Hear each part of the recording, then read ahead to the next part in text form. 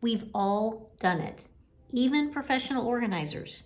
You know, we're clearing out a space, everything's going really well, and then we run across an item or a box of things or a category of things that we have a really hard time saying goodbye to and moving past. And, you know, it's usually because we perceive them as being useful or valuable, at least to someone somewhere. And that's the thing, right? We want our useful and valuable things to find a loving and good home. And so the thought of them going into the trash basically just makes us curl up in a ball and want to hold on even tighter. I haul a lot of stuff to recycling and, donation sites. And I'm usually impervious to the siren call, but occasionally I fixate on something. And the latest thing has been this box of file folders that a client was letting go of. And, all I had to do was take it to the recycling bin, but I just couldn't. All I kept thinking about was a client that I'd worked with earlier in the year who needed file folders. And I just thought, what a waste.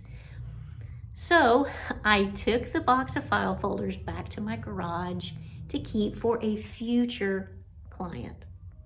And these file folders were in my garage for several weeks. And I just thought, this is ridiculous. Nobody's going to use these file folders. It's just paper. I'm going to recycle it. But I couldn't. So one day I decided to just open the box and look at these file folders again. And, there were a few that were faded, but they were pristine and like beautiful, fresh file folders. So I just put them back in the box.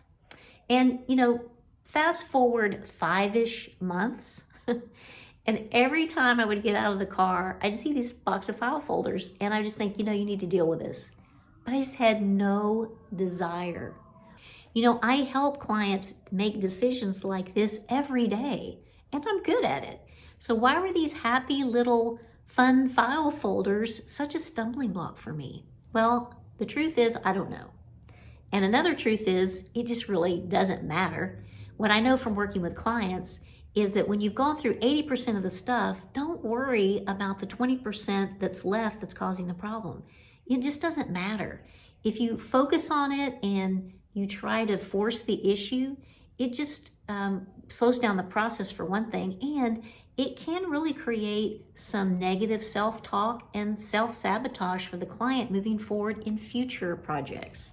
So just be okay with the 20%. And that's what these file folders were for me. But there comes a tipping point, even with your clients, where the desire to have something gone is greater than the guilt. And today is the day. No judgment, just recycling some paper. Thank you, file folders.